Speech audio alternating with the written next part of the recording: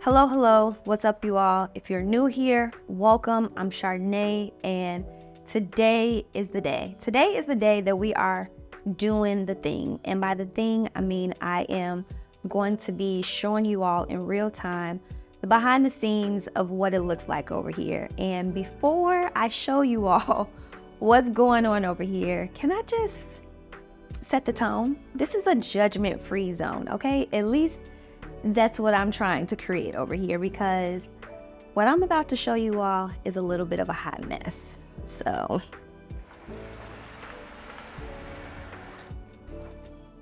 this is what we will be tackling today. Now, I know what some of you all are thinking. You all are probably wondering, like, what is this you're showing us? Or maybe you're thinking this is a hot mess. And I agree. But the reality is the creative process can get messy.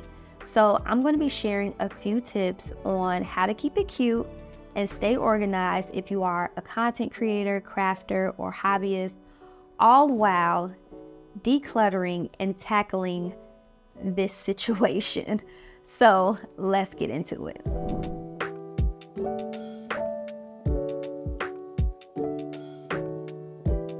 Okay, so let's address the obvious. Why do I have so many cables and cords in the first place? Now, if you're someone who is like me, maybe you film, maybe you make content for a living, you are a crafter, or maybe you are just a tech enthusiast and you like having the latest gear and gadgets. Whatever your situation is, we all know that every time you purchase an item, it comes with its own charging cable, and every device has its own way of staying powered up, so to speak. So honestly, I wish at some point the entire world would just get on the same page when it comes to technology, and we all have just universal outlets, cords, and just one set way of powering and connecting devices. But who am I? Wishful thinking over here, okay?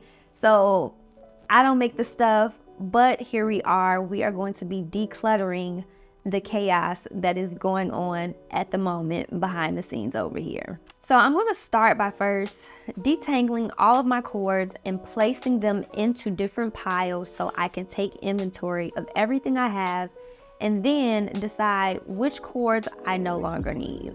So this brings me to my very first tip of how to stay organized. Take inventory of the items you have and toss or donate the things you no longer need. Something I'm personally guilty of doing is saving the original boxes my gear and camera equipment comes in.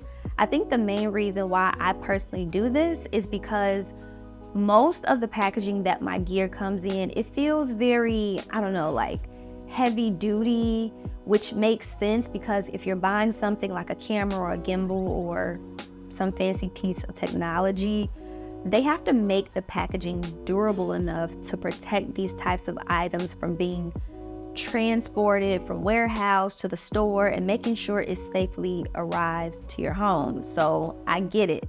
But personally, it makes it hard for me, the consumer, because I feel like the sturdier the box is, the harder it is for me to get rid of it. So in some cases, I think this is kind of similar to when you buy a luxury item like shoes or a purse. My thought process personally is if I hang on to the original packaging, the original bag or duster that it comes in, then for some reason, I think that it will give the item that I have a higher resale value. And in some cases, yeah, but the real price I'm paying is the cost of having visual clutter in my home. So I'm talking to y'all, but I'm really giving myself some advice out loud. And my advice is to toss the old boxes. You don't need them, and you don't have any space to keep holding on to unnecessary boxes, cables, and cords that you are not realistically using. Besides, the original packaging doesn't really fit your home, your decor vibes, or aesthetic, so toss it. But this leads me to my next tip for keeping your space organized and clutter-free. My second tip is to give everything a home and a designated place to be. I personally find it so much easier to keep my space clean, and I actually feel inspired to do stuff when I know I have a dedicated space to work in. I talked a bit about this over on my podcast about experiencing burnout or being in a creative rut, and part of the reason I was feeling that way was because I was either unorganized or I didn't have a designated space where I felt like I could work on my craft and do stuff. So that's why the creative flow was not flowing, and there wasn't anything that I felt inspired to do because I had an unorganized space that was visually cluttering, and it can create overwhelm for doing the thing that I wanted to do. And so sometimes you may not be in a creative rut, or you may not be inspired. Maybe your place is just a tad bit unorganized and you need something like this where you just sit down, declutter, and go through all your things to figure out where's the new home for the thing that's in your craft space or wherever you choose to make content. So no matter how big or small your space is, give every item a designated place so when you are ready to sit down and get to work, you're not spending hours looking for your favorite pair of scissors or a specific camera lens or charging cable. Don't spend unnecessary time stressing yourself out looking for something that you need simply because you are unorganized. Now listen, it can truly irk your nerves, okay? I've been there. Let me tell you, there have been moments where I have spent so much time looking up and down for a cable cord that I needed, or maybe some scissors, whatever the case may be. There has been moments where I've been looking for a specific item in order to sit down and do a project.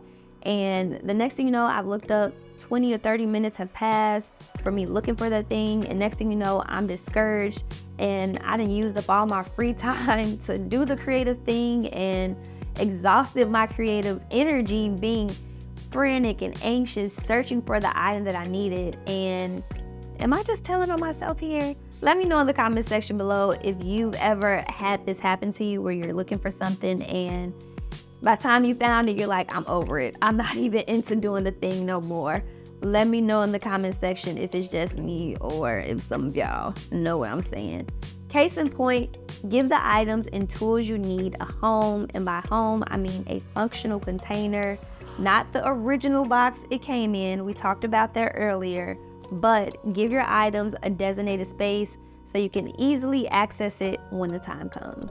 So now that I've got my cables and cords in a home, my final step I'm going to take is to label all the boxes, which also leads me to my final tip. Label your storage spaces. Okay, now hear me out, because I know some of y'all are like, ain't nobody got time for that, and I get it, especially if you are a busy creative entrepreneur, a parent, a student.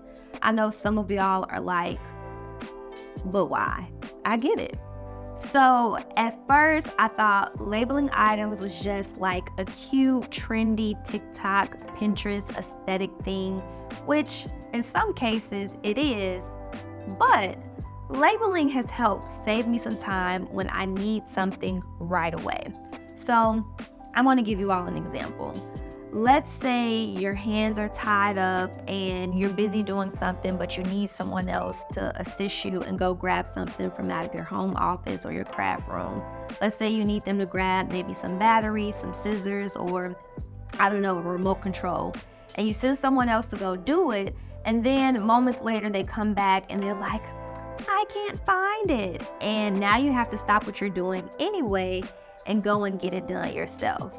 Now, having items in your craft room labeled, this allows you to start delegating things out to other people. And also what this does is when you label it, it makes it not only easy for you to easily access it, but for others that may be in your home office, your craft room, it makes it as clear as day where things are, where they should go back to once people are done using the item. And it also, in a way, it holds you accountable for keeping your place clean and tidy. And again, it saves you time when you get ready to use the item that you are looking for in the future, because you know exactly where to find it because it has a home, and now it also has a label. Labeling also works well in larger creative studio settings, especially if you have cleaners that come in and tidy up your space. Let's say you were working on a project and you didn't have time to put something back where it's supposed to go. Having a label on it is something about having a label on things where it just makes other people, including yourself, put things back where they belong, because it's very clear as day and obvious where things need to go. So those are a few of my tips for ways I like to practice staying organized and keep my creative space clutter free. Thanks for hanging out with me as I got my cords organized and got my ish together. If you like this video, make sure you are subscribed to my channel. I have other videos up on my YouTube channel where I share tips about how I like to stay organized and just get my life right as a content creator or creative entrepreneur. And let me know in the comment section, how do you like to stay organized and how do you like to get your life as a content creator? Let me know in the comment section below, and I'll catch you all in my next video. Bye.